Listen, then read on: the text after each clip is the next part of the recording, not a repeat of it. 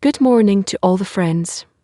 We recently had our 10 Congress, during which we all made a covenant between us and the Creator, that we will always be together, supporting each other, helping each other, inspiring each other on this very special path of ours. And this covenant had an amazing effect. We truly felt our getting closer together. Today, we KF1 and KF3 have decided to remember that state, to add some salt to that confident. So, this preparation for the lesson will revolve around the issue of the covenant of salt. So let's renew the covenant between us now, the connection to the friends and the Creator, and determine to remain on this path, forever always increasing the love and connection between us, empowering each other. A covenant of salt. On all your offerings, you shall offer salt. This is the covenant of salt, which is a covenant against the intellect. For when one takes good things from one's friend, they should make a covenant. A covenant is needed precisely when each one has demands and complaints against the other, and they might come into anger and separation. At that time, the covenant they made obligates them to maintain the love and unity between them. For the rule is that whenever someone wishes to hurt the other, they have a cure to remember the covenant that they had made between them. This obligates them to maintain the love and peace. This is the meaning of on all your offerings you shall offer salt, meaning that any nearing in the work of the Creator should be through a covenant of salt, as this is the whole foundation. Again, quote, on all your offerings you shall offer salt, end quote. This is the covenant of salt, which is a covenant against the intellect. For when one takes good things from one's friend, they should make a covenant. A covenant is needed precisely when each one has demands and complaints against the other, and they might come into anger and separation.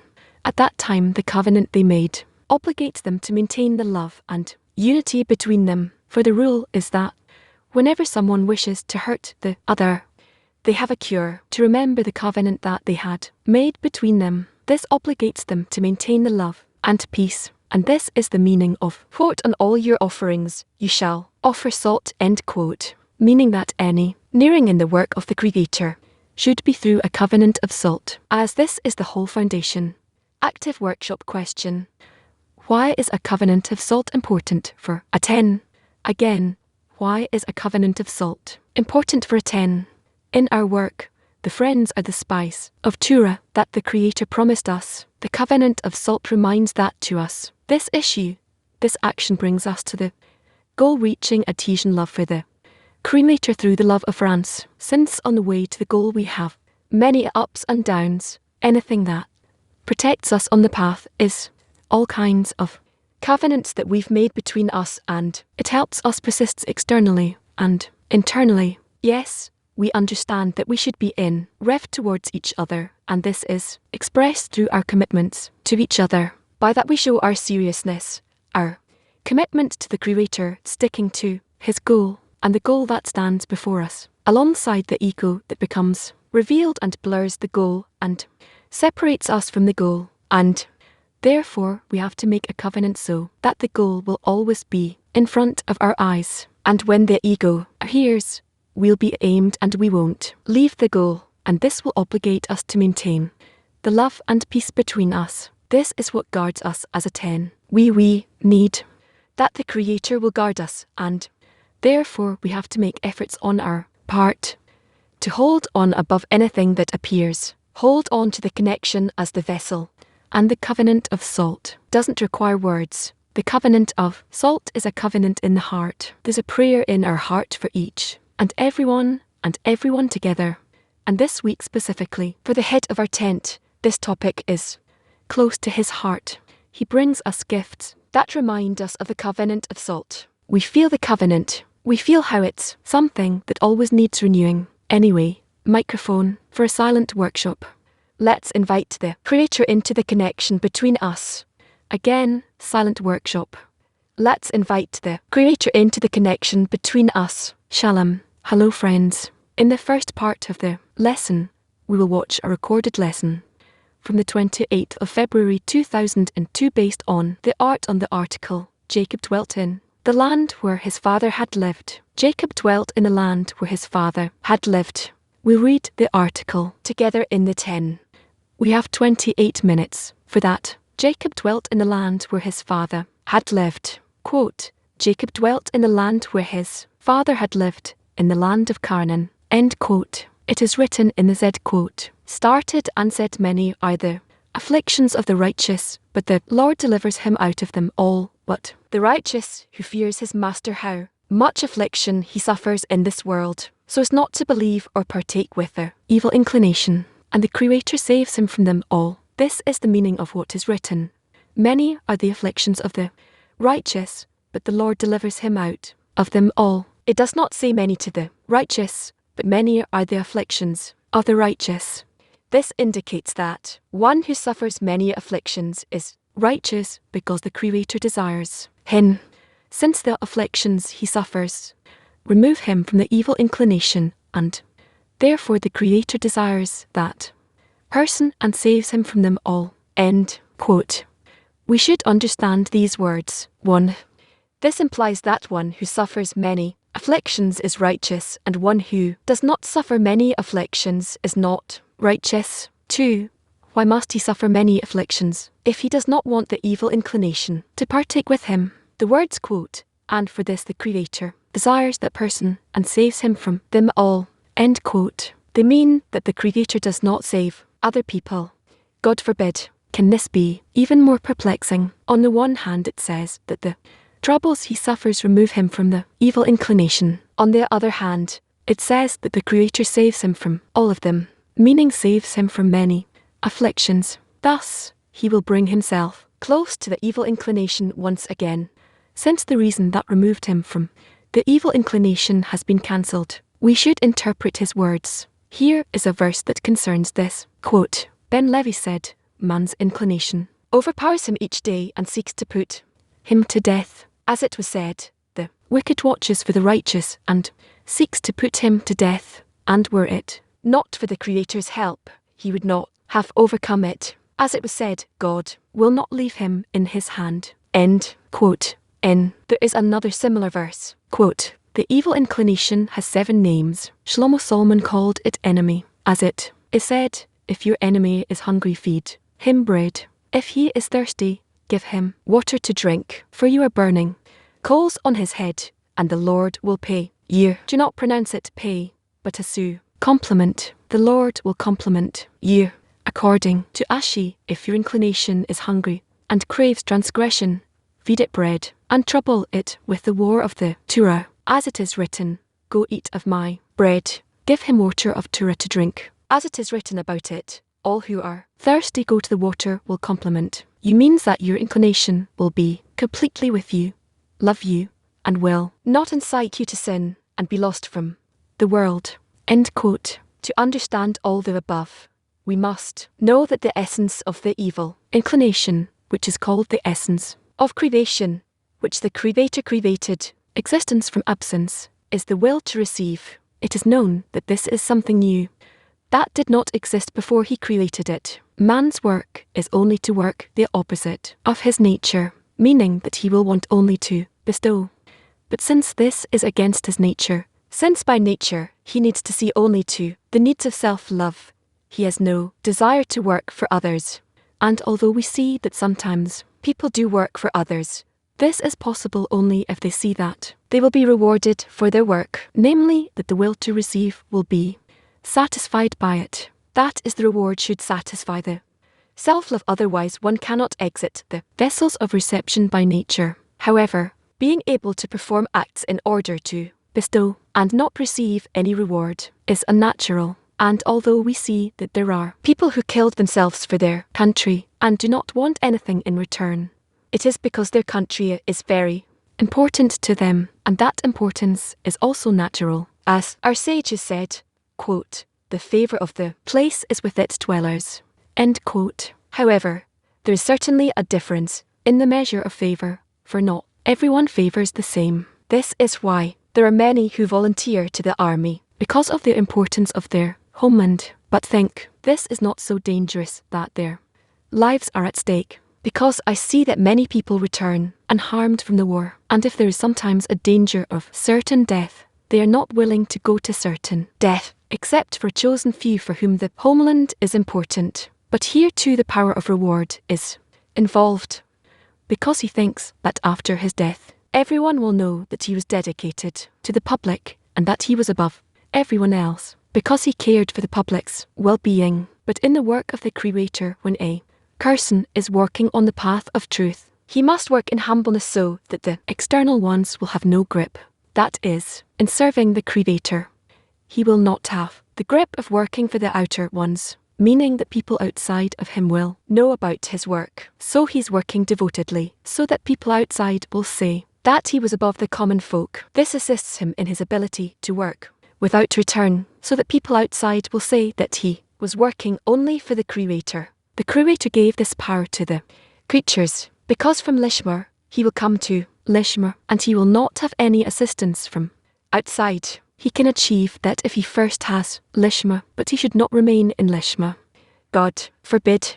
This is the meaning of what our sages said. Anyone who joins working for the Creator with something else is uprooted from the world, as it is said only for the Lord, where meaning of only for the Lord is that there will be no mingling of self-love at all, but only for the Creator. This is the meaning of the word only. Still, there is a fundamental issue to understand here. We should discern if a person is devoted in order to acquire something, even if he receives the reward for the public. This is certainly a great thing, because if the reward he is receiving is not for self-love, but for love of others, because he loves the others and puts himself to death for them to benefit the public, I thought, there's no doubt that if he could achieve the same thing, not by giving up his life, he would have chosen that other way. This is so because to him the key is to receive a reward for the public, and not for the work. Whom the contentment he can bring his homeland is what makes him work. Therefore, he does not regard the means by which to obtain that thing for the homeland. If he sees that specifically by giving up his life for the country, he can bring contentment to the country, he is willing to do this too. Conversely, with love of the Creator, we say that a person should work only for the Creator, meaning without any reward. This means that he's ready for complete devotion without any reward, without any return being born out of his devotion. Rather, this is the core his purpose, that he wants to annul himself before the Creator, meaning cancel his will to receive, which is the existence of the creature. This is what he wants to annul before the Creator. It follows that this is his goal, meaning his goal is to give his soul to the Creator. This is not so in corporality with respect to love of others, although this is a great degree and not all people can work for the general public. Still, devotion is only a means, it's not a goal, and he would be happier if he could save the public without giving up his life. Let us ask all those who volunteer to go to war for their country. If someone could advise them on how to save their country without losing their lives, they would certainly be happy. But when there is no choice, they are willing to go for the public, so that the public will receive the reward, while they are giving up everything. Although this is a great force, it has nothing to do with devotion to the Creator, where devotion is the goal, and what comes out as a result is not the purpose, as this was not their intention. Therefore, devotion in spirituality is worthless to corporeal people, since for them devotion is a means and not the goal, while in spirituality it is the opposite. Devotion is the goal. By this we will understand the meaning of receiving in order to bestow. Man's purpose is only to bestow upon the Creator, for this is the meaning of equivalence of form. Quote, as he is merciful, so ye be merciful. End quote. And when he achieves the degree of devotion to the Creator because he wants to annul himself in order to delight the Creator, he then sees that the purpose of the Creator, as it was in the thought of creation, is to do good to his creations. At that time he wants to receive the delight and pleasure that was in the purpose of creation, to delight his creatures. And this is called receiving in order to bestow. Otherwise he might want to receive the delight and pleasure. And this is why he gives everything, so he could receive. This is regarded as bestowing in order to receive. But if his purpose is to bestow, and he has no desire to receive for his own benefit at all, but only for the Creator, then he can come to be a receiver in order to bestow. And concerning devotion, I heard from Balasim that one should depict devotion, as we find with, who said to his disciples, "My whole life I have regretted this verse with all your soul, even if he takes your soul. I said, when will I be able to keep it? And now that this has come to me, will I not keep it?" And certainly with such a desire to bestow, when a person says that he wants to receive delight and pleasure because this is the purpose of creation, he certainly means only to receive in order to bestow upon the Creator. By this we will understand the four above questions. Question number 1. It seems from the words of the Zoro that only one who suffers many afflictions is righteous, but one who does not suffer afflictions cannot be righteous. Can this be? The thing is as above. The afflictions refer to the evil inclination. That is specifically one who feels that the evil inclination is causing him many afflictions by not letting him approach the Creator is called righteous. But if a person does not feel that it is removing him from the Creator, and does not feel that by this it is causing him afflictions, he's not considered righteous, because he has not achieved the recognition of evil, meaning that it hurts him. Question number 2. Why must he suffer many afflictions if he wants the evil inclination not to take part in him? This means that there's no other choice but to suffer afflictions.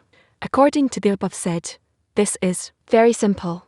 Afflictions refer to the evil inclination. If he does not feel that the evil inclination is causing him many afflictions, he does not regard it as evil inclination, then he does not work to have a part in him. Rather, he regards it as a good inclination which brings him only good. So why should it not have a part in him? But if he sees the afflictions that the evil inclination causes him, then he does not partake with it. Question number 3. The Surah says that the Creator desires a person who suffers many afflictions. This means that the Creator does not desire one who does not suffer afflictions. Can this be? The answer is that if a person feels that the evil inclination is causing him many afflictions, and the person cries out to the Creator to help him, the Creator desires that person. But when a person does not feel that the evil inclination is afflicting him, the Creator does not want him because he has no claim, meaning desire, that the Creator will save him. Question number 4. If the Creator saves him from afflictions, he will reconnect with the evil inclination. Answer. Salvation that comes from the Creator is a different matter than salvation that occurs in corporality. The evil that takes place at the time of the posterior, which is the time of concealment of the face, when he sees that he is under concealment.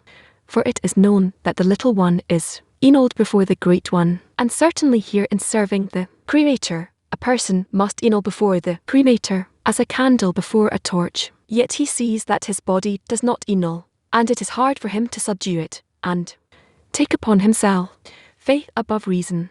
At that time he sees that the body is afflicting him by not wanting to assume the burden of the kingdom of heaven, by which he is removed from all the spirituality. It follows that one must believe that the Creator has created the world with benevolence, and the evil in his body removes him from all the good. That is when he comes to learn Torah, he finds it utterly tasteless. And also, when he comes to perform some mitzvah, he finds it utterly tasteless, because the evil inclination in his body has the power not to let him believe in the Creator above reason by taking out every flavor. Whenever he begins to approach something spiritual, he feels that everything is dry without any moisture of life. When the person began his work, he was told, and he believed that what he was told, that the Torah is a Torah of life. As it is written, for they are your life, and the length of your days, and as it is written, more desirable than gold, than much fine gold, and sweeter than honey and the honeycomb. But when one considers this and sees that the evil inclination is to blame for everything, and strongly feels the bad that it is causing him, then he feels on himself what is written. Many are the afflictions of the righteous. That is the verse was said about him. At that time he looks at what the verse says afterwards, quote, "But the Lord delivers him out of all of them." End quote. At that time, he begins to cry out to the Creator to help him because he has already done everything that he can think of doing, but nothing helped. And he thinks that everything that you find within your power to do that was said about him. At that time comes the time of salvation, the salvation of the Creator, delivering him from the evil inclination, to the extent that from this day forth, the evil inclination will surrender before him and will not be able to incite him into any transgression. It is written in the introduction to the study of the 10 philosophers, when the Creator sees that one has completed one's measure of exertion and finished everything he had to do in strengthening his choice in faith in the Creator then helps him.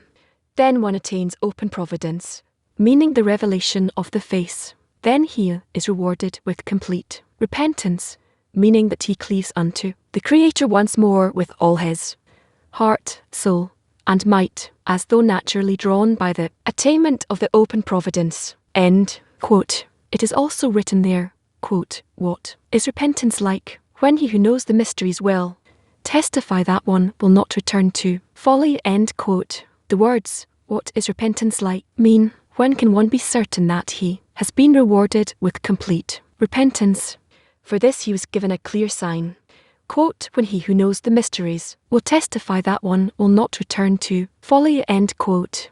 This means that he has been rewarded with the disclosure of the face, and then the Creator's salvation itself testifies that one will not return to folly. This answers the fourth question. If the Creator saves him from the evil inclination so it does not afflict him, and the soul says that the afflictions that the righteous suffer are in order not to partake with it, it follows that if the Creator saves one and sees that he will not afflict him, then he will reconnect with the evil inclination, since the only reason that the evil inclination is afflicting him is in order not to partake with it. But since the reason has been cancelled, the situation returns as before. However, according to what we explained, the salvation of the Creator is the revelation of the face until the Creator testifies that he will not sin. The afflictions that the righteous suffer are for them to be able to ask of the Creator, as it is said above, quote, "If there is no posterior, there is no disclosure of the face, the interior." End quote. It follows that when there is the disclosure of the face of the Creator, everything is as it should be. Let's continue to the lesson from the 28th of February, 2002. We read the article, "Jacob dwelt in the land where his father had lived." This is from the Runs of the Ladder, Volume 1, Writings over Many Afflictions too of the Righteous, but the Lord delivers him out of them all is basically the first stage of our work.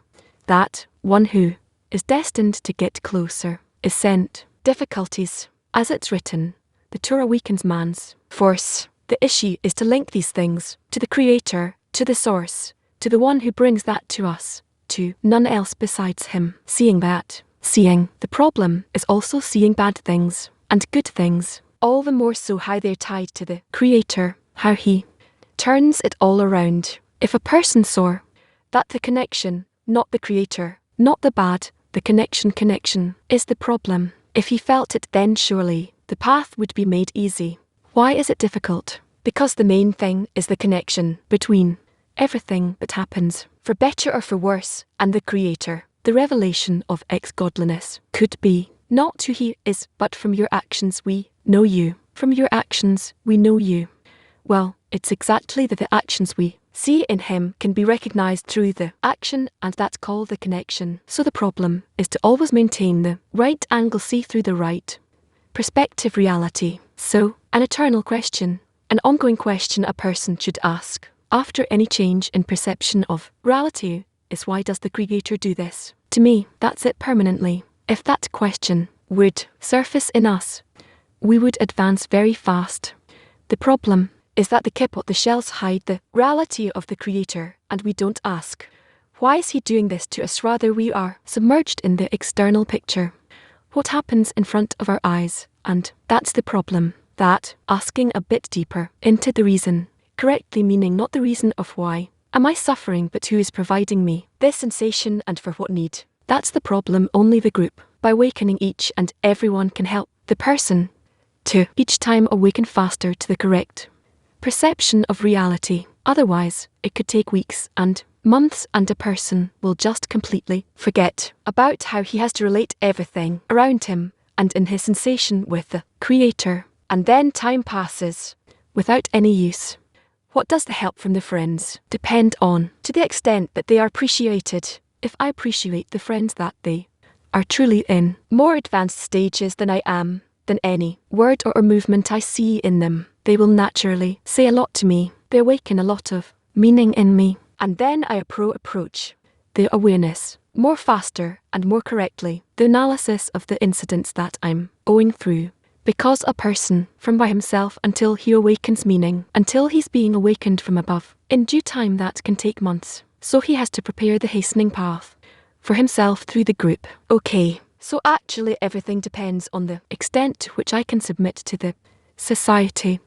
That determines how I can later emerge from a bad state. There are many factors in man's development in terms of how much he can influence his progress. That's only like the society. Not the society, but what surrounds the person. That's impression from the books, from the authors, and from the friends. That's it. You can be better impressed by radio and television than the group. That's your choice. You can be inspired more by the newspaper than our books. That's your choice. You can be impressed more by what some philosopher tells you, or some I don't know what than the friends. It's your choice, meaning you choose whom to be impressed by. That's it. But after you've made that scrutiny of whom to be impressed by, and you're going to be impressed by someone you're already under his control, he's going to determine your whole observation, your future, meaning the next degree is already in his hand. But I can't be impressed by a goal-oriented newspaper only by, I don't know. I know that people go overseas or some other place and they change. They simply get brainwashed, as it's called. So, I'll tell you differently, people who are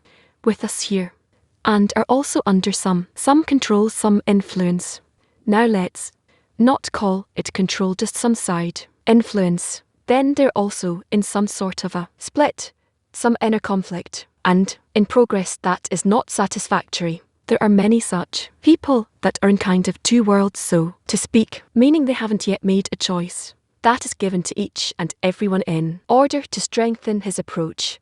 Everyone is given that. The mind is being confused until the Creator is revealed in breaking through the barrier. The more you advance, there's always disturbances, so that on top of the disturbances, you'll strengthen the connection to Kabbalah. But the choice is the only thing where the disruptions are of kind, where I might choose something wrong but prefer the goal. These are the disruptions. I'm given the option to choose something else. You are now given an opportunity, say instead of investing in the society, investing in something aside.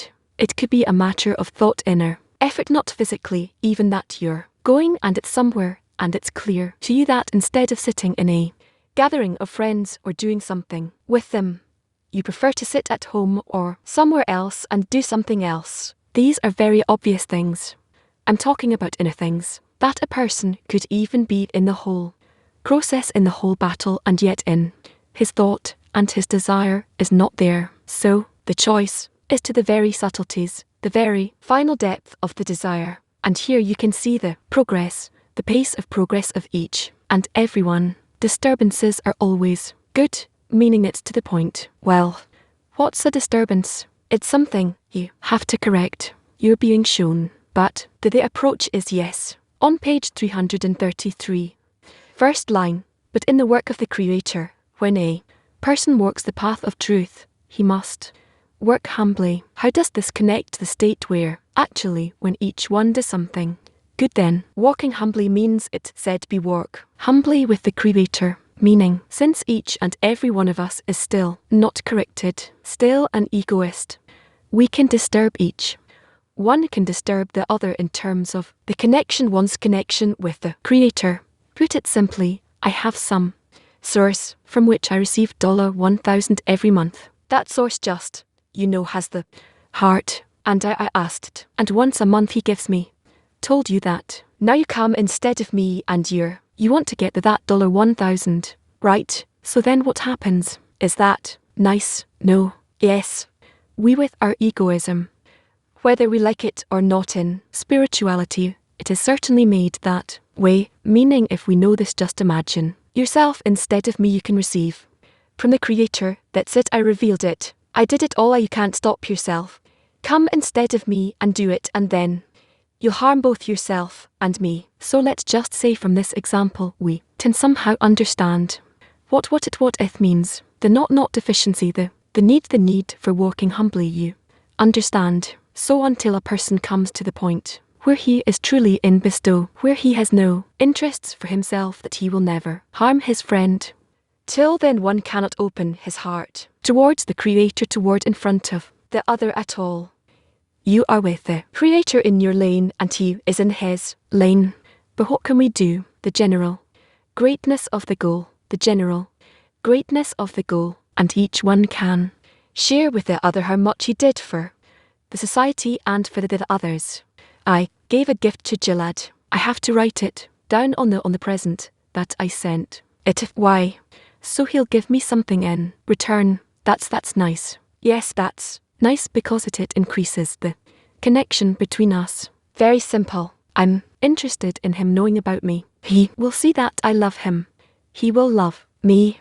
There will be a connection between us, and together we'll be a greater force than each one separately. That's it. Very simple. The whole principle, all these rules, they're all aimed at the goal. And from there we have to see, should we or should we not do it? So, what I do with the Creator is my personal business, and how I am towards the matter in general. This has to be revealed. By this I show everyone how much I've done, and by that I encourage everyone to do this as well. And therefore a person who wants it or not, but if he shows us disregard, that is a destructive power in the group, destructive power. So if he's new and he comes maybe once a week, oh now he started coming twice a week, maybe then he's giving us an addition. But if a person who is very, very tied to the group and the friends and everything, and all of a sudden he started declining, and he shows everyone how much he doesn't care, and we read according to the articles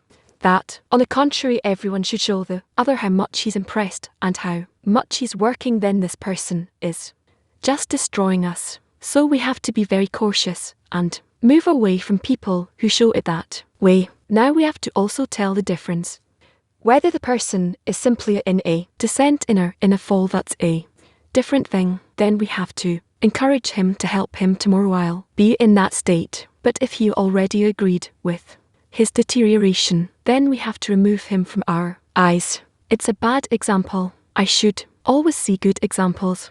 You understand? So we have to fight against these examples to the point that there is no such examples among us. To remove them to some outer circle, to forget about him, not see him until he grow stronger, maybe in a few years, who knows, then go ahead. Meaning I don't look at him, I don't look at anything, I'm just looking at whether this is a positive or a negative example for me, that's it. I don't understand. When do you actually get to walking humbly?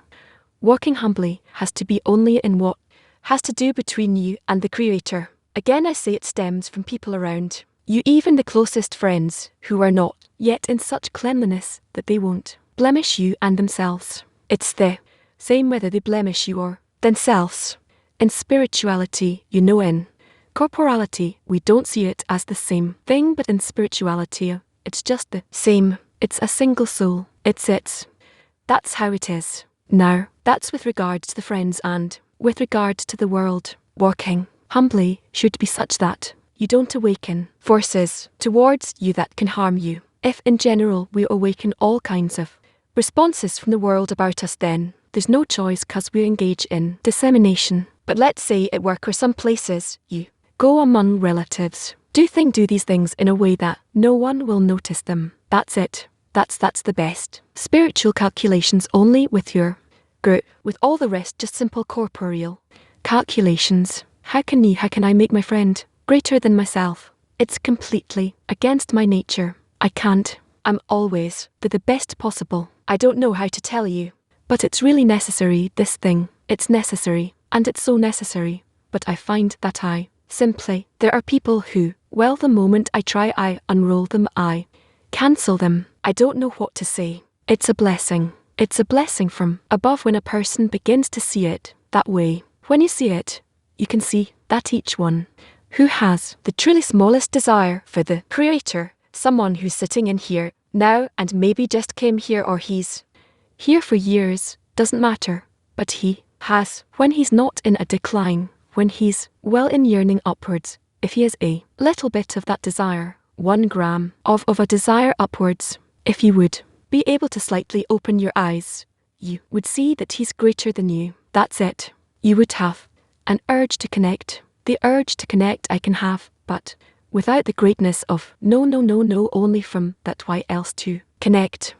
He has something to give me which I, let's say I have a lot, he has little, I want his little also, that is also an urge. No, I have a lot, he has a little. No, there's no a lot and a little. He has the most important thing which I don't have at. That's it. I don't know, these feelings can't be communicated, but that's how it is. You won't believe people come, could be just someone beginner or someone small, and it doesn't matter who, and could not even know anything, and I still feel like I went through something. I feel that towards him that perhaps requires work, but this feeling comes as a result from a desire to reach, to attain on the one hand, and that, I'll tell you, where can such a thing even come from? How could there be someone small who just comes in for the first time can awaken a desire in me to adhere to him, and specifically, as if he has something I don't, because the root of his soul, his deficiencies are unique, and I don't have them. His feeling, his connection with the Creator is not what I have. Everyone has a different point from the structure of Adam, and from there I feel that he's unique. I can't explain this meaning there. There's an explanation in what I'm saying, but it should be easier. One who doesn't reach some true love or emotional attraction to connect with the others, meaning inside of the person, then he won't be able to advance. Only from that tendency can he draw new strength and new vessels. We've learned that not him and not me are creating the vessels ourselves. The vessels are made from the connection between us, between one and the other. Bestow, you understand? There's me, there's him. I'm nothing, and he's nothing. If we can bestow to each other, then what we build between us, this bridge called bestow, that's the vessel. You understand? That's the soul. Or we could explain differently what the soul is: a black point that on top of it the person builds reflected light. In the reflected light, which is a result, it's something that comes from below upwards, above the screen, above the will to receive. That's where we receive the revelation of godliness. The soul exists as if above the body of the bot, so the spiritual vessel is built only in connection, one with the other, in bestow, as we say. So there's no other way, just to find those you can be drawn to and love them spiritually, because corporeally everything just crumbles, and only with them you can build such a vessel. There's no other way. So one who doesn't enter any group, people still don't understand this. They don't feel the need for it, but you're going to feel very fast now that without it, there's nothing you can do. Why study and why do everything else? The practical, not experience, but the what with the creation we need to make is in our relation to each other. That's where we build vessels of bestow. We aim to build them, and later we actually receive them from the Creator, and the vessels of bestow are made towards him. But it happens from the experience and the preparation that we made. Why is it called the time of preparation? Because we do that between us. Therefore writes that. Why don't we write about love of friends? Because that's why don't you write me to me about love of friends? That's what our whole good future depends on, right? So you know, what is it, nice words, or we building some kibbutz? So how to remain positive so it's not like in the example. Yeah, from a positive perspective, you can only keep the urgency that it's important. And if I want to steal this from the friend, he's yearning. I look at myself. I see advertisements, and out of 10 maybe one impresses me. What can he do? At least one. Maybe out of 5 one goes into the mind or the heart a little bit. That's how you do it. Bit by bit, and then you feel a little bit more benefit out of that, and a bit more and how to maintain this positive stance and not to want to steal from the friend his yearning for spirituality. No, no, no.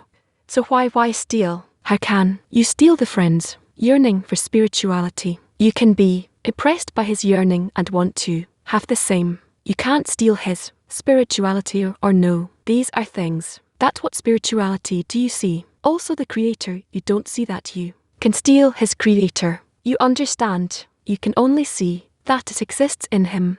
From envy, you will reach the point where you seek to have that same impression. It's not clear what it means to connect to someone else, to his point of lack.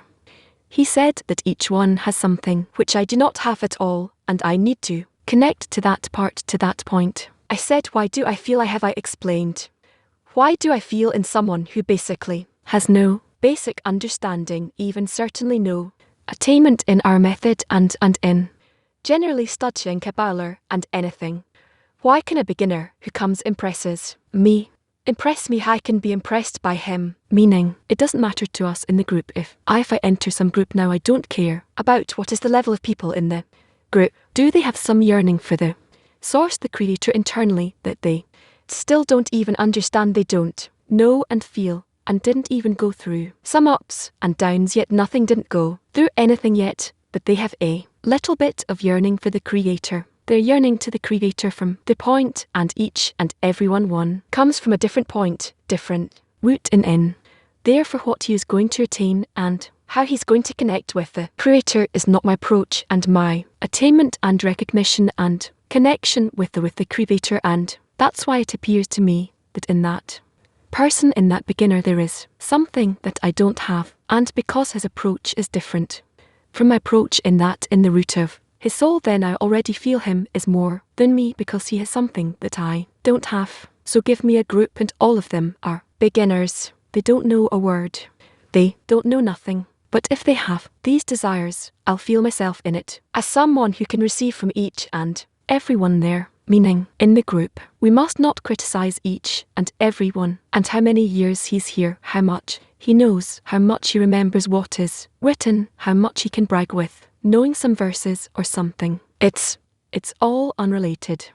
Rather, he has a yearning, and that is the only matter. He has a yearning, and that's what I need to be impressed by. Nothing more. And therefore, some say there's this group and that group, they know more, they're more practical, or it's not. I'm saying you can shuffle everyone and arrange the groups however you want. And anyone who truly wants will not care about who is he sitting with.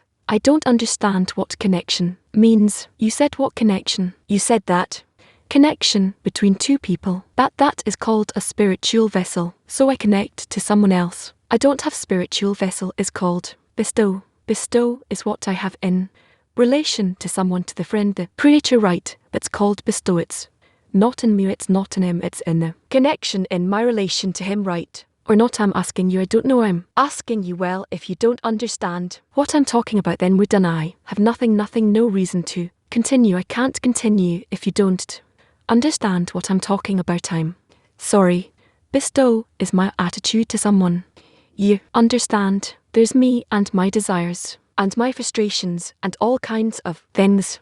That's me. And then there's someone else with his desires and his fulfillments, right? There is a vessel and there's a creator and there's a relationship between them. Spirituality is called the relationship between the creator and the created being. That's all. So a spiritual vessel is between the creator and the created being in the middle. How do we make it? Now, during the time of preparation, we're making it not between me and the creator, even though I sometimes have a hope or some intention that this is so.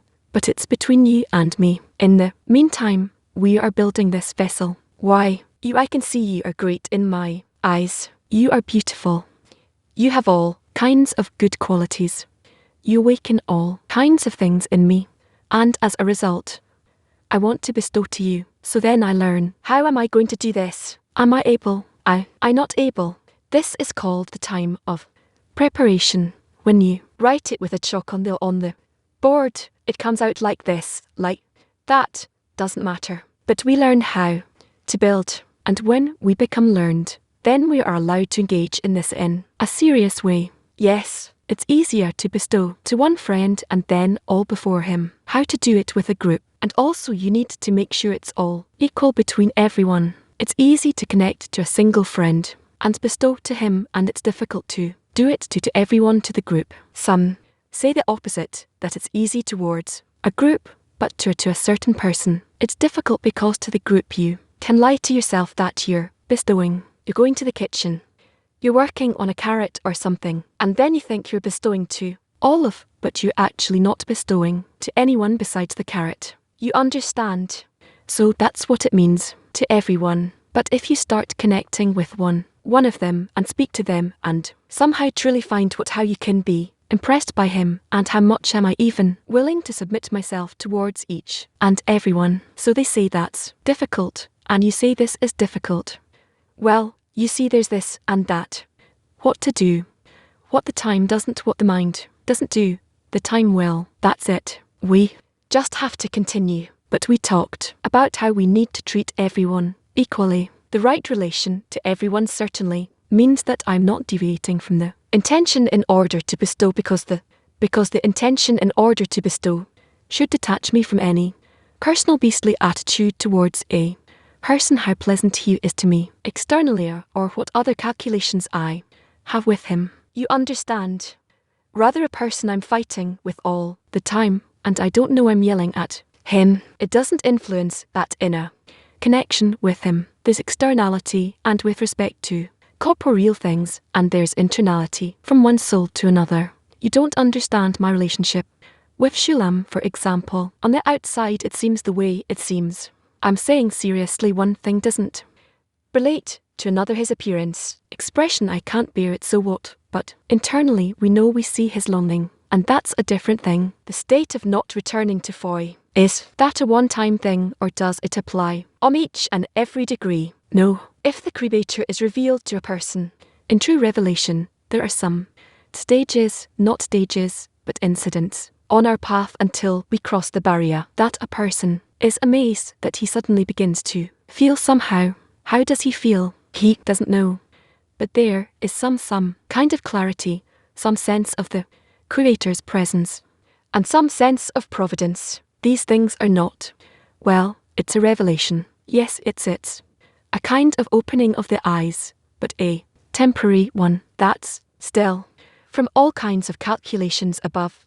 That's given to a person, and then it passes. It's not a testimony yet, of course, as it says that one will not return to folly, but the true opening of the eyes. In the Torah, the crossing of the barrier, the attainment of the force of restriction over all of man's desires, that is attained only by the Creator being revealed to him, that he truly feels that presence, and then he can't do anything else. That's called the testimony. And then there's no retreating from that. What does it mean, no retreating? There's falls where the Creator seemingly disappears, and then one fights the negative forces again. But it's a different kind of fighting now. And there's the exit to the left line, but it's in order to go back to the right line and then to the middle line, meaning each time it's rising in sanctity. How do these things coincide? Treating everyone equally on the one hand, and on the other what we're working on now, which is to choose one friend that I can know myself before, more who has more positive qualities. I didn't understand. We talked about it on Saturday, that the whole group will work on choosing someone who is the best at it. How does that work together with treating everyone equally? Choosing a leader. You said we need to choose a leader. Someone. We need to choose someone as a leader, meaning someone from the group. Why do I need to work on that? In order to appreciate each and every one as much as possible. I'm never going to do this, like look at what he's doing, and the other one's not doing anything. Let's say with regards to a certain quality, and in another quality the other one does more, the other one does less. So I'm never saying that one is not doing anything. Meaning in any approach I have to my 15 friends, I'm not going to do anything negative, nothing negative, no negative line. You know, it's like a game. We have to keep it like a game. There are such games where I'm supposed to not think negatively, be negatively about any anyone rather. Who am I thinking about in the most positive way? So I choose him as a leader, and now once a week I should tell all the friends why did I choose him. Let's say in this group Israel is the leader for this week in the group. Why I've seen such things in him, this and this and this and that are more exalted than everyone. And I have to tell everyone, tell good things about everyone else as well, and even more in Islam. Why does this help me? Because we nevertheless work by comparison. Our whole world is based on comparison, that our senses and everything we can't measure, we can't advance, we can't do anything without comparison. But the comparison should be positive. That's the exercise. You can't do it otherwise. Of course, if I'm saying that one is greater than another, of course, it makes the latter lesser, but it's still causatively. Doesn't it ruin the equal relation? It doesn't ruin the equal relation. No, equal relationship doesn't mean that. Equal relationship means I love everyone. With respect to love for everyone in the group, there has to be an equal relation, meaning it can't be that this guy's nose is not nice in my eyes, and I love him less than the someone else's beautiful eyes. You understand? Equal relation needs to be with respect to love, but behind the love measuring who's greater than another in terms of qualities is a different thing. It's like in a family, a mother can love all the children, but say he's more like this and he's more like that. But she loves everyone. You understand? And still each one to her is maybe that's understandable. In my experience, to bestow to a friend, what's more important? My desire to bestow or his true desire? What does it mean to bestow to the friend? You can't bestow to the friend anything besides showing him an example of how much you appreciate our work. You appreciate the study, the books, the friends, the authors, the work in the group. All those things, that is the great and only benefit you can give him. What do you want to give him? 5 shekels to help him fix something at home. All those things are human things. We are talking about what we contribute to the other. So other than that, you have nothing to contribute to truly give to him what no one else in this world can give. Upliftment, according to your example. Now we said that this upliftment can happen with no connection to yourself. Yesterday Gilead wrote some advertisement. Some announcement, I can't remember. I saw it on the phone. What did he write there? No, not for me. Something general. That how much the Creator loves you. Something like that. You have that. I really liked it. Beloved friends, lovers of the Creator, you have wonderful qualities that only the Creator, who's good, that does good, can come up with. Very beautiful.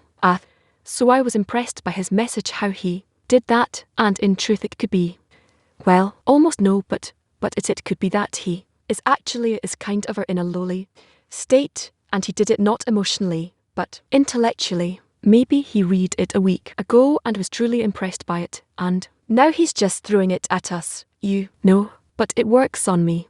And I'm thinking how great he is and how he did that, how he felt it, and he perhaps could be, doesn't matter in what degree and in what state, even opposite state. So that's a great good that he can do to the friends. And I don't understand at all what his intentionality is until this message appears to me. Maybe he already fell, and who knows in what state he is now. But it's working on me. That needs to be taken into account when we bestow to each other. When we say there's only me and the Creator. So what's the difference between me and the society and the Creator? A person who comes here to study is confused for a few years. Poor thing. I remember myself even before Rush, I was a little confused. So when I came to him, I was somewhat a little organized inside with my intellect and a little like that. But in truth, you know what revolutions each person goes through, and what confusions and what deviations and clashes, and there's more before us. And the main thing is that's not scrutinized is the connection with the Creator. Where to enter, where to put him in the study, the friends, the society, family, work, in each detail in his life. Where is it? It's like he's bothering me. He doesn't enter any relation in any where. If not, no. But if yes, then where, yes, this disturbance must gradually build in me the correct attitude towards him. So, I will see, in every thing I feel him, but simply in a different way. But that is only through such disturbances where I don't get along with him. This is called to at least take him out of double concealment to regular concealments. So what are disturbances? It's a vessel. And the disturbances actually eventually have to become a vessel where he's revealed. There's only look negative things are negative because now he's doing something negative to you because he wants to be revealed in it. That's called something negative. Where it hurts me, there, I need to pay attention to where the Creator will be revealed. That's it. That's how it is on all my levels of suffering. So if so, we can see that it is all the reality of the K, the building of the K. When we build a spiritual vessel between us, how is it then aimed towards the Creator? When you build the K between you and your friend, it seems like you're building it towards the friend. It appears to you that way now because that's why it's called time. And why is the world so big with so many people that I need to get along with? Because it includes, it's the inclusive. And besides, they're just, it's his private details. I cannot not relate. By them I'm not capable in the degree of this inclusive one. This is the degree of, in order to bestow I don't relate. I relate first to all his details, not on the spiritual degree, but rather lower them to the corporeal level, and then through the connection with the bodies I come to this so-called internality of each and every one, and through the internality I then reach to the souls. And when I begin to connect with the souls I am actually connecting to, does it mean that I'm connected to the souls? It's as if the Creator divided himself to 6000 blocks, and I need to connect myself. You know, there used to be a such thing, like a phone station, where people would have to like an operator where they connected one. So I need to connect myself and like 68,000 wires to him. So I need to connect. So all the rest of the souls are his presence towards me. So if I connect to him that way, I'm connected with him. And this means that each needs to see that the Creator being divided the 600,000 parts towards me is in order to make my connection with him easier. Yes, well, about being inspired from a friend, I know that when I see a friend in labor, doing something that is specific labor, like organizing the books on the tables, so can I steal his labor from him? Say it a different way. Today I discovered that someone is coming 5 minutes before 3 and arranging books on the tables. I'm wise. I want to benefit, so I come here at 10 to 3 and arrange all the books in his place. He comes and he sees, that's it. I stole his labor from him. I stole his reward from him, and that's it. What to tell you? What did you think about when you did these things? That's important. Do you understand? Here is the gain or loss. And when spirituality doesn't divide, there are no parts in the spirituality. If you do together, even you know what? Once in Rabasher's group I gave an idea. We together will make a box. It take one person to make this box 5 minutes, but we'll do it together. So even if it takes a minute or half an hour, it doesn't matter. But we're doing it together, and you have the same benefit to all. And it's a multiple of that because you're together one for the other. And it doesn't matter what you're doing or how you're doing. What's important is what you're adding and your relation to it and your connection to it. So you can't steal by dividing or sharing within these books. You know what?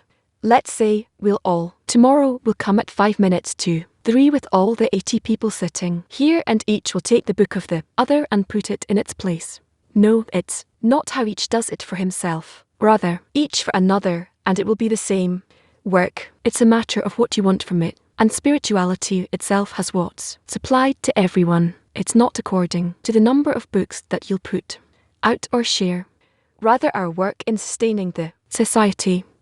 We need also these works, and those works which we simply need to do, but with the intention where you add. There's room for all. You said that the Creator is revealed in the relations between us. So there's this a third thing. There's the Creator, the relation, and us. Of course, there's the Creator, there's the relation, and there's us. There are 3 things: the light, the color, and the screen between them. Very nice. Where intention in order to bestow. Yes, 3. elements, 3 components. And in reality, there's no more. How can I discover them in the relation? The Creator does not depend on us. We, the created being, is not depend on us. Rather, our attitude, our relation, is what we need to do to build. Where's the vessel that we feel Him? We say a screen. That's a vessel that.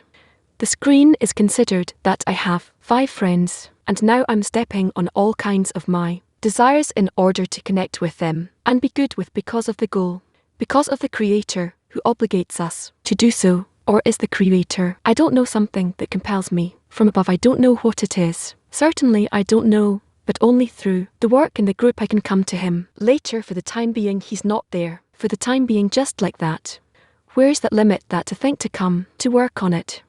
Where's that limit that He will be revealed? Not the friend, the Creator Him. When will you move to work not in relation towards a friend, but towards the Creator? That will be revealed equally. Very simply, you'll start to through the group to see the Creator. Basically, I'm telling you true. You'll start to see the Creator's attitude towards you through them, and not through anything else. There isn't. Understand, you're building a kli. You're building by this, you're building it by discovering the only thing through the souls that can be revealed, after all. And what can He be revealed? In vessels, vessels through which you connect with them, and you discover through them the Creator in your point. In your kli, your personal kli, you can reveal only darkness, only deficiency towards Him. But in His revelation, you can reveal it only in other points. Theirs in their attitude of bestowing upon them. I don't know how to dip, what should I draw this for you? This is the black point. Me, it's only a deficiency. Only a deficiency. A deficiency, not a needing. We're needing now on this point in me. This is a black point. I can't feel a thing. Where do I feel? I feel that there are other such 599,999, let's say, points. And also in them, in each of them, there's nothing. There's nothing. But in the relation that I build towards each and every one, that's what is called one who is sorrow, as the sorrow of the public merits the comfort of the public, meaning in me relating to them in bestow. This bestow is the kli, it's a kli. You, that's it. That's what I'm saying. And then I feel the Creator clothing in each of them, and altogether I then attain Him through these vessels. No other vessels will be revealed to you. What is the where the Creator will be revealed? The collection of all the souls. So how can you connect and be part of the which connects with the Creator? All the souls connect with the Creator only in such a way. There's no do you understand. We don't understand how simple this matter is. We read, and we can't move it to the so this is all made for me. Not to deal with myself, but with the friend that's bestow. For 10 minutes I'm not thinking about myself, so our entire study, the whole method, we're studying all these wisdoms that we're wise things we're learning are only so that in the end we will gradually finally enter us into the correct relation of the souls and through them to the Creator. There's nothing else. No, ask about the drawing. Yes, the picture is kind of an incidental picture like that. It's just something that came to me for me to just be able to explain. It's not like of the arrows from above is what I think. The Creator is revealing in the front. No, the Creator is really all the 599,999 besides me is called towards me. The I don't have other colors here. This, all of this, is called, and this where I am, that's the dweller, the Creator. This is the Creator. So how can I reveal Him? Only if I connect with the rest of the souls, and in a certain measure in which He's revealed there altogether these souls. That's how I reveal Him. We have no other possibility. Now why did He make this system in such a way?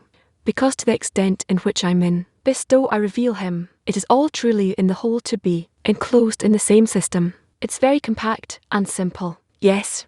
Why does want to bestow? It's a lot stronger than the giver. Why the which is called want to be in bestow? Because it's in revelation. The Creator is revealed towards her. Whereas the souls are in the shells on the kipot. Either my eye is in revelation. In order to connect with the I need to reach the barrier. You can see that this between them, between the them and them is the so the desire of the you're asking the is called, then also felt the presence of the Creator and immediately wants to be the bestowing, and does a performs a restriction so that a part of her, of some soul of her, that is interested to seemingly be in it, corruption, not interested in holiness, and order to bestow its light she takes herself out of it. It's considered that she's not sharing her desire in the connection with the Creator. This desire is considered to be in the shell of her. The feeling of being with the Creator is better than being the receiver. The feeling of the landlord in relation to the receiving pleasure from the landlord is much more powerful. You'll see. Come to me and you'll see how much you'll be ashamed.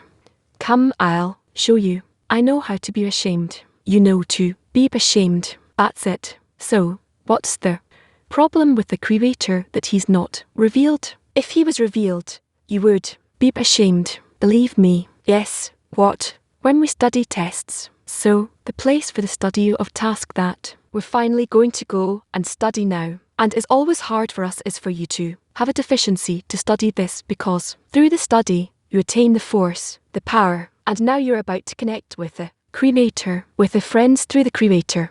That's the goal. We do you truly attain these forces from. You see, I'm in a group. The friends just now caused me all kinds of impressions, and I really want what's next that you want. How do you realize this desire between the friends? Well then, why do you bestow to the friends? That they will bestow back to me, so they'll bestow to you. Why? For what? So that you'll have stronger desire for godliness. Yes, and what next do you do? With this desire, I discover the Creator in them, and this desire the Creator is revealed. No bestow. But what bestow do you have towards friends? It's egoistic bestow. How do you correct that bestow so it will truly be bestowed? That needs to come from above the light, and to correct you. Something doesn't connect with him. Well, from your explanation. Wait, listen for a second. You're at a certain level of connection with the friends. You want to raise the level of your connection in a higher way. Why do you want to raise your connection with the friends more? You were impressed by them. You saw how much greater they are. You looked at him and him and him and what they are, and where am I? Yes, your egoism truly doesn't let you sleep. They are all more than me. Where what will be with me? Where am I? What will be with me? Is that a measure of bestow? Forgive me, that's not bestow. That's not bestow. And when you bestow to them, bestow, it's also not bestow. It's all from your egoism. So, how will I raise now the level of our relation such that if I am now in 10% bestow, let's say, and 90% egoism, how will it become 20% bestow and 80% egoism? Let's say, where will I get the power for that? From where will I be able to change my attitude towards the friends a little, in which I'm interested to receive an impression from them? I'm interested of receiving from them the desire they will awaken me to the Creator. But how to correct this awakening so it will be in order to bestow? This is only through the reforming light. All of our bestow between us for the time being is in order to receive an impression from one another. How the second is greater than me. For what? So that I want more, so I'll learn more, and with the book it's not possible. We're just taking the impression to bestow. Of course, otherwise why would I open a book? Otherwise, I'd open a book just to study wisdom. How does a person know that? What motivates a person to think that what he's bestowing is really to bestow? We think that what we're doing to friends is bestow, but we're thinking of that because we don't know what bestow is. In order to truly reach bestow, I need the reforming light. That's what I said, to raise the level of my bestow from my degree to a higher degree. He was to a higher degree where I will truly have some real bestow. For this I need the light that will come and correct all my qualities. Clear.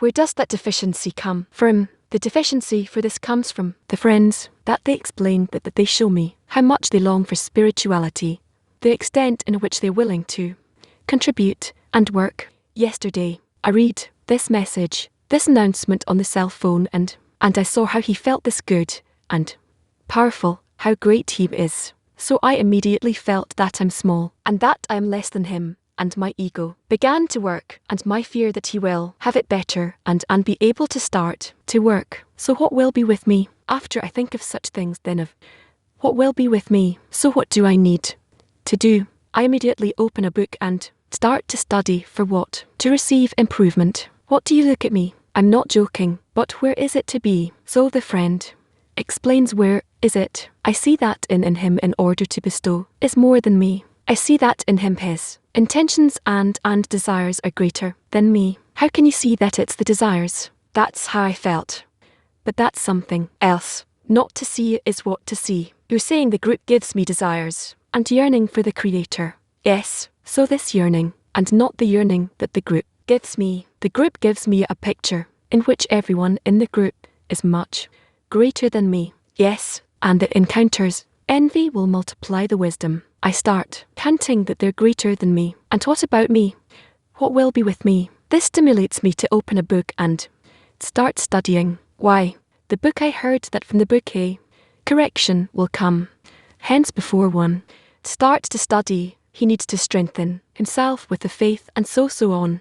You remember that enough it's not enough in order to open the book. Yes, now we are going to share in the tense what we heard in the lesson. I feel in this lesson how great the work we're invited to do is, giving us a taste from this greatness. Said why is the world so great with many people that I need to get along with, because he is the inclusive that includes each and everyone and anyone, except for me are his details, and I cannot immediately relate to him. I relate first of all to his details, and then I have a connection with the bodies as if in this world, and through these bodies I gradually come to the internality as if of each and everyone, and through this internality I later come to the souls. What beautiful work. Yeah, it's a great blessing. Like Mick said, it's a result of our work to adhere to the Creator. It's also very suitable to our exercise. I heard in the lesson today that, specifically towards the work towards a specific friend, there's more discernments of how I need to relate to each and every friend. From this we can learn this way, and it was also amazing to see how in 2002 Rav is talking about needing to choose a leader to the 10, ahead of the 10 we call it today. We're actually towards this exercise. This again is towards this specific exercise towards a friend. From him we can learn the comparison of how we should relate positively towards each friend. In our work in the group we have the work with the will to receive every time that is revealed, and we're told that the more we advance and want to reach the goal, so it's revealed more, and we have an ability to correct it with the deeds that we're doing towards one another. We're giving good examples. So, how we're bestowing this is how we're awakening every envy in one another and learning from one another how to bestow or how to ask for help from the Creator. He will also help us to bestow. Described what the spiritual body is, where it's revealed. It's not in me or in the friend. It's in the bestow that we create in this connection that's between us. And he continued to make this more precise by saying that it's talking about that vessel that's above a person, which is the reflected light, which is the measure of bestow the intention, which moves from me to the friend, and from the friend to me. That's where spirituality is. It means that what I can give to the friend is only the example, and not some knowledge books and externality, etc. He even gave an example that a friend that comes, you can truly be impressed by him just to connect to his yearning. Why? Because his longing that he has for the Creator I don't have. Hence, if I'm jealous of him, if I connect to him, I can take everything that he has towards the Creator that I don't. And that's how we have to come to 600,000 souls and connect to everyone. I heard in the lesson that whoever want to bring him closer, they send them trouble. So the question is, why is the Creator doing this to me? A person can choose who to be inspired from. The yearning for the Creator is what I need, is what I can get inspired from. And at the end, the Creator is divided into 600,000 carts. It's in order to ease the connection within. You can only see the Creator and the friend's qualities. A really beautiful lesson. Many things in it. Mostly the relation between friends, which is the initial structure of ours where we can reveal the vessel, and from there the Creator.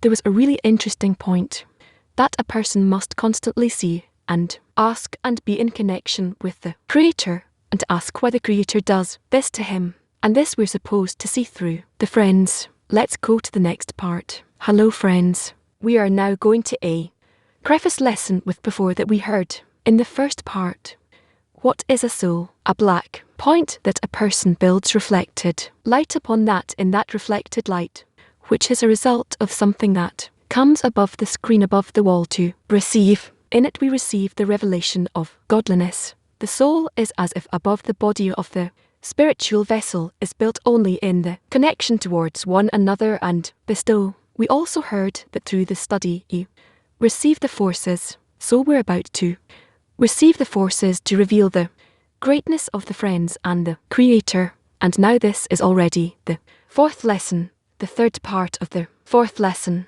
And please note Rav is already starting to enter into the where he starts to enter this. So there is a certain new point after which in the next lessons he will expand upon how we're moving from the world of to the of Sag.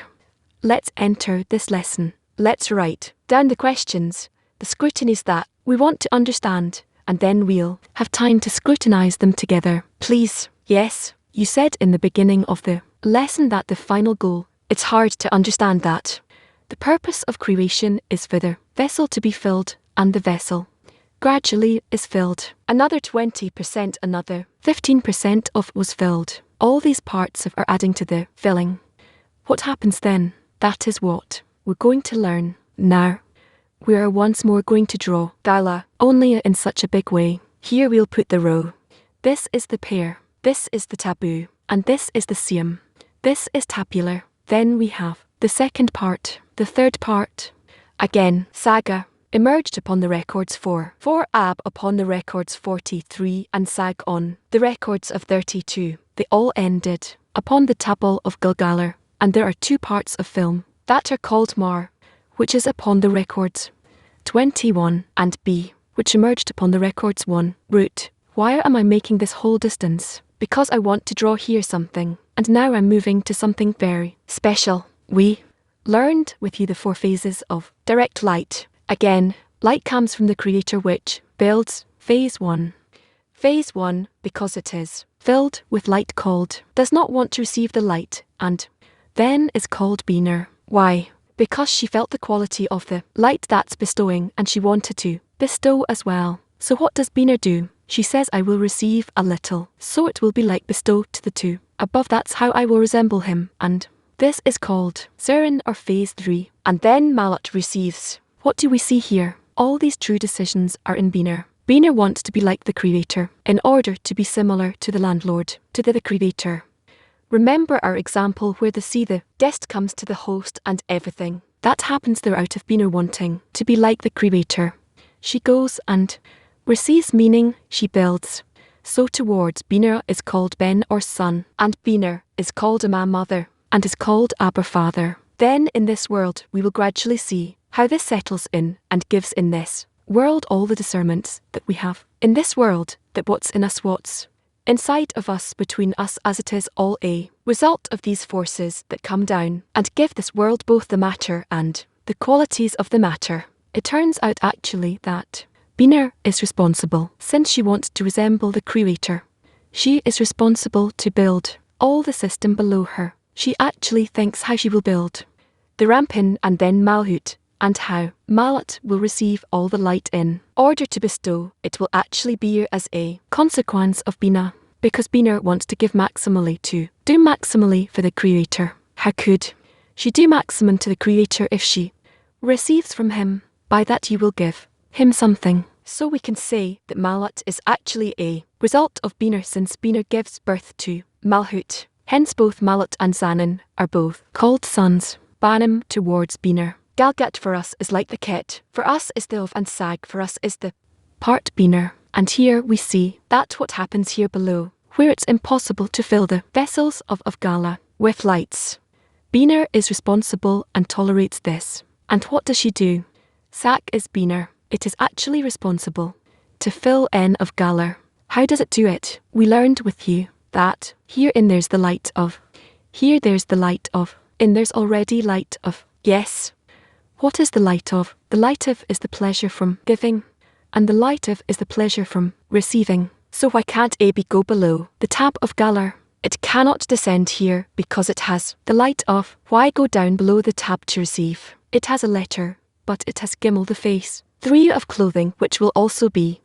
Because remains here a record from Ab. What are we saying? We had Galgar was refined after the refinement of Galgar records remained upon which the Pertsu Ab was born. What records remained? 4 of clothing that was in Galar, and 3 of course, the screen that we have in Ab, meaning always in the next part I have records from the pleasure of the previous part. Therefore, in SAG there's the light of, hence it cannot descend downwards. It itself Sag does not need this light of, it actually needs it. But for what? In order to say I don't want it, what can you say about a person that he really will not receive? Give him in a way that you won't know and no one will know, and will see will he take it or not. Then accordingly you can see if he's receiving or not. That is the light of, must be in Sag, so that Sag will say about it, will respond to it and say I don't want it for that sake. But if Sag were to expand with the light of below, then also the vessels of reception here of Galar at the end, the S of Galar will receive this in order to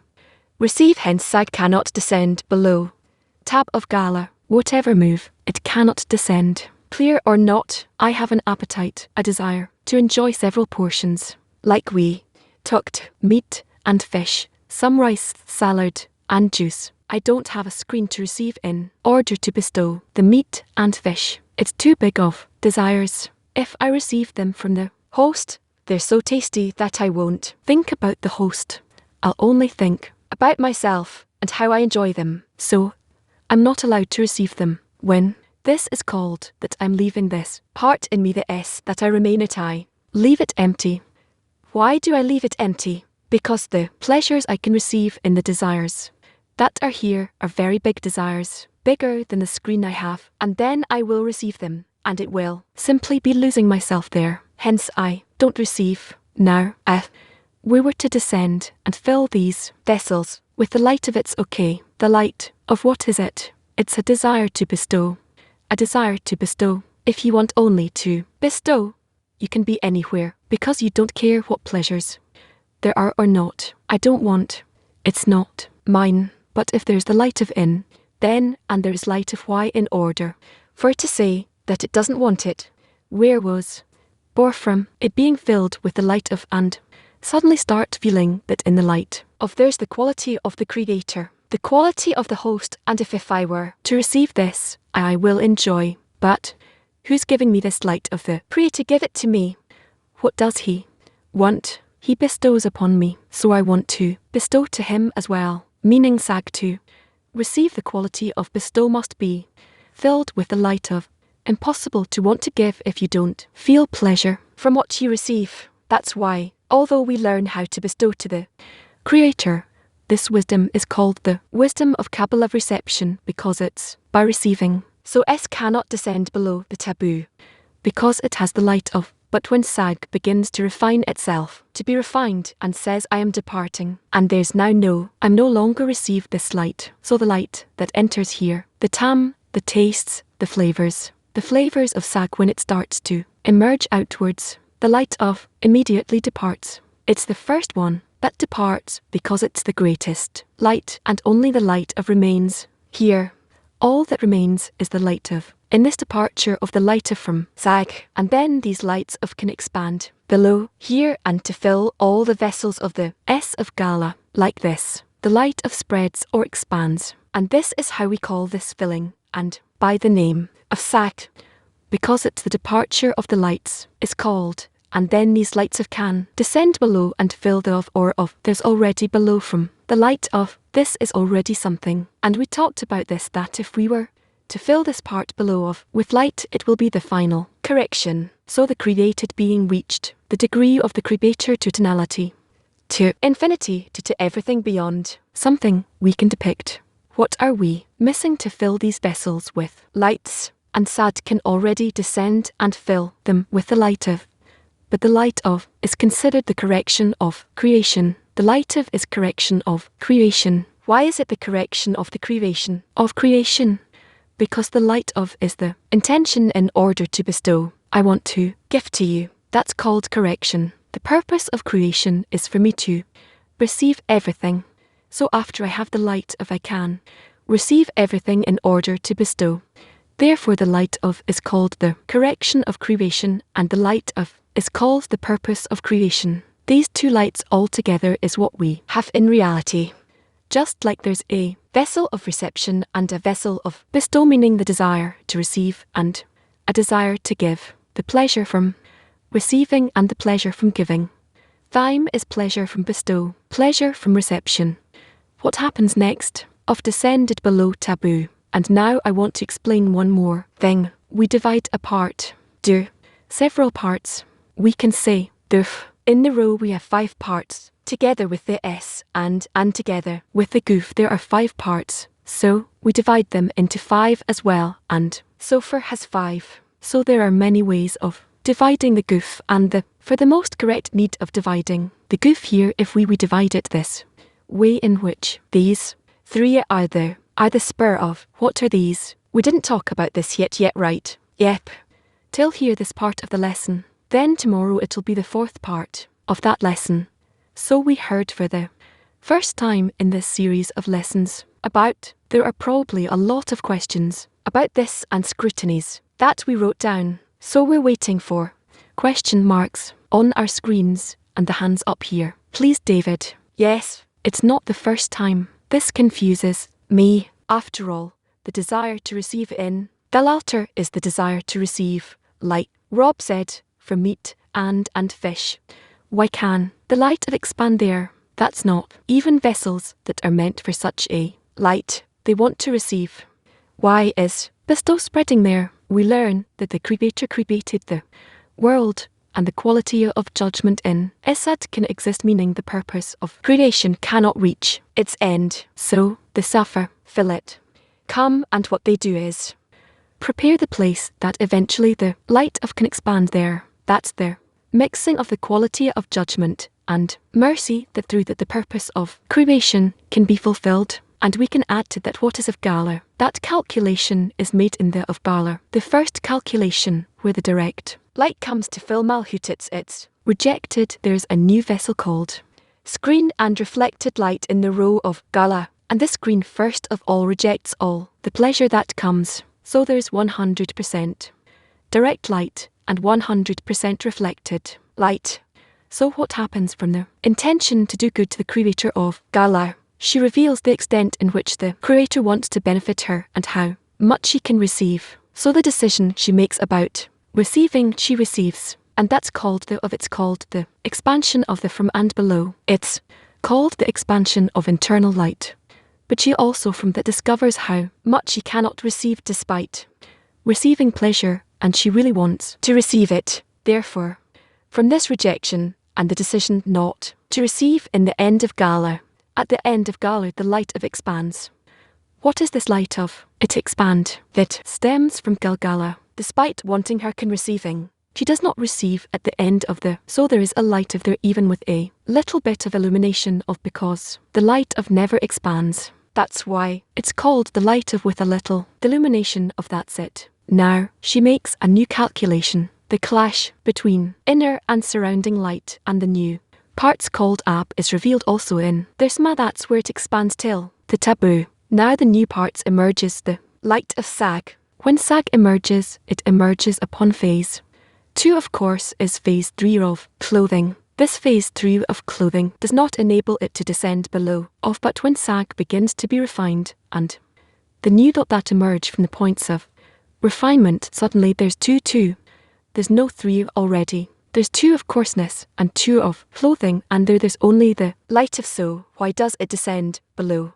First, because it can, there's no limitation on light atom. And secondly, now there's equivalence of form between this new light called the light of the quality of, and that light of that is below the expansion of. There's an equivalence between the lights. This is light of, and that's the light of, hence taken also from this in. The next lessons we'll see how from this the actual is built, the of is created from this, but the light of already exists below. The moment it was decided in the screen not to receive the pleasure, even though it's possible. Yes, you did fill all the empty space that was empty, because the light that departed in phase 4 of direct light. Did they fill the whole space with light? Of mercy? Yes, because it was the thin line. That's what makes that. But the very thin light is not. But that was above the table. Right, so that vacant space now the whole is filled with light that the balanced. The whole of expanded below and filled all the empty space, which had in phase 4 like explained earlier, and now there's certain intermingling between these two kinds of lights of. That's what's happening now. There's an expansion of light of which has the quality of 2 and it has them. That is in phase 4 now. In the first restriction, all the light departed. Then a thin line entered where all the upper lights were built from. We say 20%. And that empty area that the light never went, and that's where the sag reached. The moment the garter makes the calculation that it can receive only as much in order to bestow it receives from the taboo, and below there's the light of. This light of is a light of equivalence of form which simply rejects the light. It's not that the of is empty, but rather there's light of there. What gets said is that there's also a certain amount of light of, because there's no dim without there's no empty void. The end the south of can the part up perform what parts of SAG did after all. Also in it had a screen upon course 3, and after it was refined it became 33. After it was refined it also could have descended below. Why didn't that happen? Yet it might be confusing. Phase 3, phase 2 uses the same term as a lot of times because he sees it as a system. So we say which? Phase 3. So what's phase 3? Is it coarseness? Is it what is it? So that sign for speaks about the light of a. Phase 4 is the greatest coarseness, and that's why you can receive the degree of color with it. So is 1 degree less than her, and also drew it.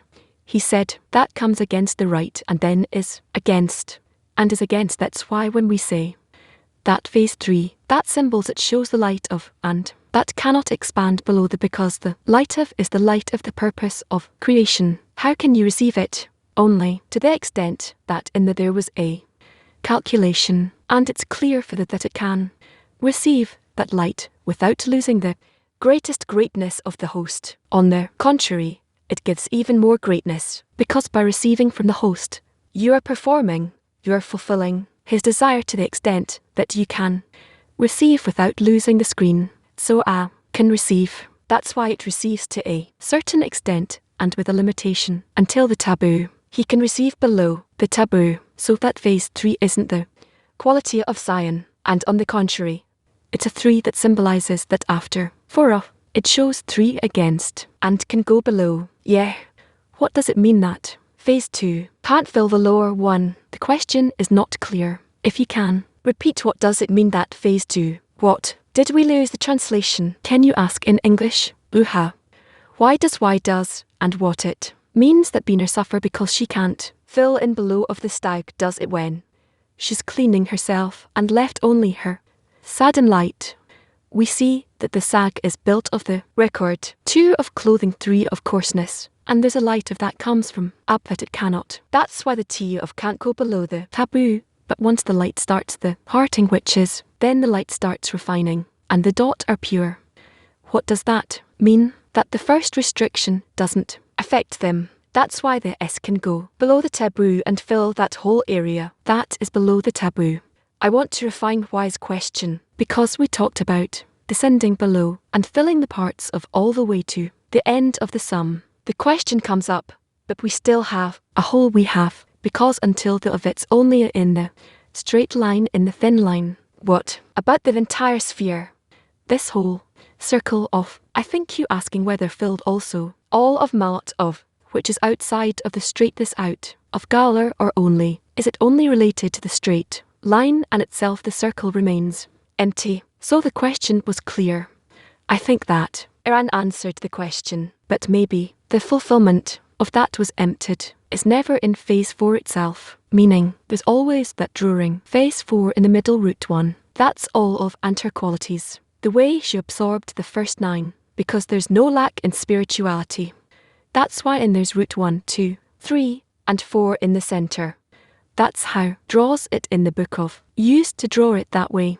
When the line expands from above downward it touches, but doesn't touch of. It doesn't touch for it's above it also. In test phase 1 in the beginning. Talks about it, he expands on this that what we call his leg stand on mountain. Of all, if he doesn't touch the itself, it's above it. That's why all the expansion, whether above the double or below, so we're only speaking about the thin line that descends from the beginning to above. Phase 4 of phase 4, so above the taboo or below the taboo. We're not talking about the whole space.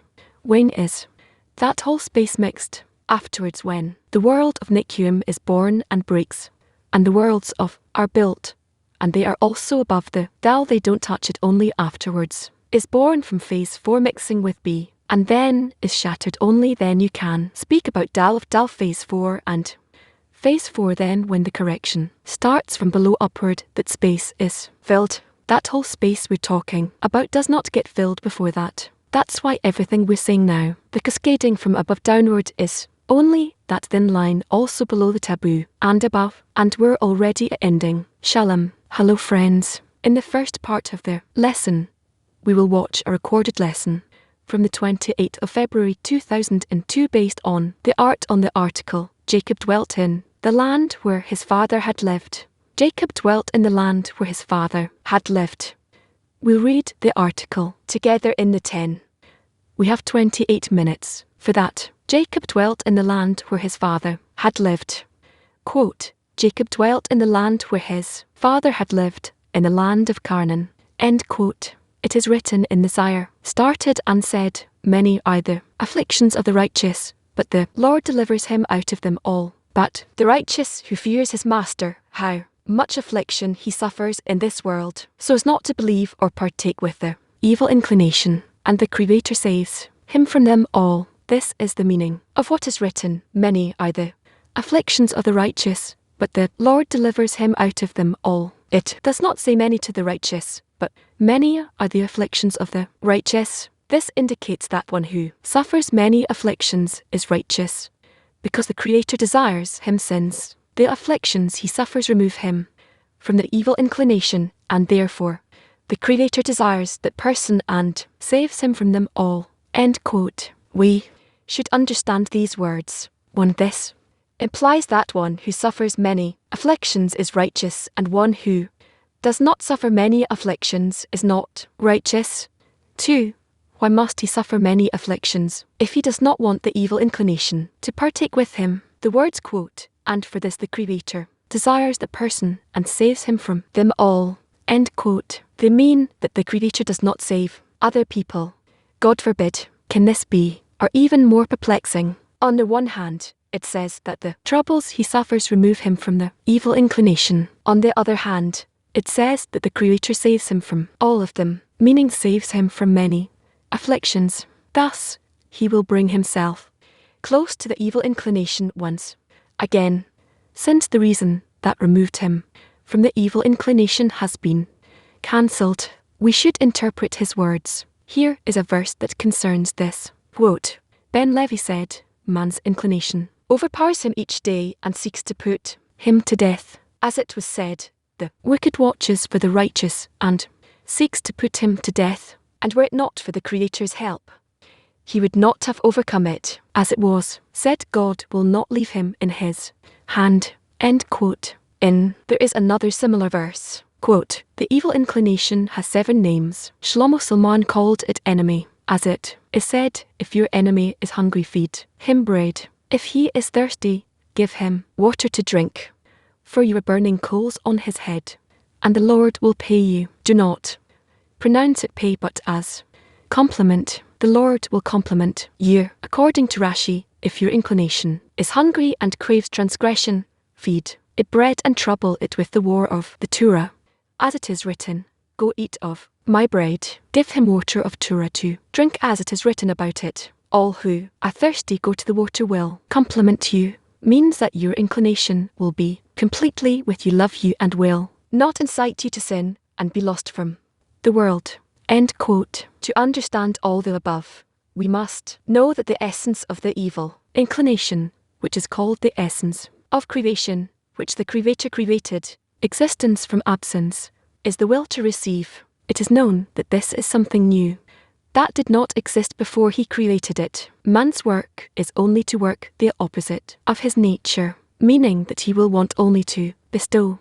But since this is against his nature, since by nature he needs to see only to the needs of self-love, he has no desire to work for others. And although we see that sometimes people do work for others, this is possible only if they see that they will be rewarded for their work, namely that the will to receive will be satisfied by it. That is, the reward should satisfy the self-love. Otherwise, one cannot exit the vessels of reception by nature. However, being able to perform acts in order to bestow and not receive any reward is unnatural. And although we see that there are people who killed themselves for their country and do not want anything in return, it is because their country is very important to them, and that importance is also natural. As our sages said, quote, "The favour of the place is with its dwellers." End quote. However, there is certainly a difference in the measure of favour, for not everyone favours the same. This is why there are many who volunteer to the army, because of the importance of their homeland, but think this is not so dangerous that their lives are at stake, because I see that many people return unharmed from the war, and if there is sometimes a danger of certain death, they are not willing to go to certain death, except for a chosen few for whom the homeland is important. But here too the power of reward is involved, because he thinks that after his death, everyone will know that he was dedicated to the public and that he was above everyone else, because he cared for the public's well-being. But in the work of the Creator, when a person is working on the path of truth, he must work in humbleness so that the external ones will have no grip. That is, in serving the Creator, he will not have the grip of working for the outer ones, meaning that people outside of him will know about his work. So he's working devotedly so that people outside will say that he was above the common folk. This assists him in his ability to work without return, so that people outside will say that he was working only for the Creator. The Creator gave this power to the creatures, because from Lishma he will come to Lishma, and he will not have any assistance from outside. He can achieve that if he first has Lishma, but he should not remain in Lishma. God forbid. This is the meaning of what our sages said. Anyone who joins working for the Creator with something else is uprooted from the world, as it is said, only for the Lord. Where meaning of only for the Lord is that there will be no mingling of self-love at all, but only for the Creator. This is the meaning of the word only. Still, there is a fundamental issue to understand here. We should discern if a person is devoted in order to acquire something, even if he receives the reward for the public. This is certainly a great thing, because if the reward he is receiving is not for self-love, but for love of others, because he loves the others and puts himself to death for them to benefit the public, there's no doubt that if he could achieve the same thing, not by giving up his life, he would have chosen that other way. This is so because to him the key is to receive a reward for the public and not for the work. The contentment he can bring his homeland is what makes him work.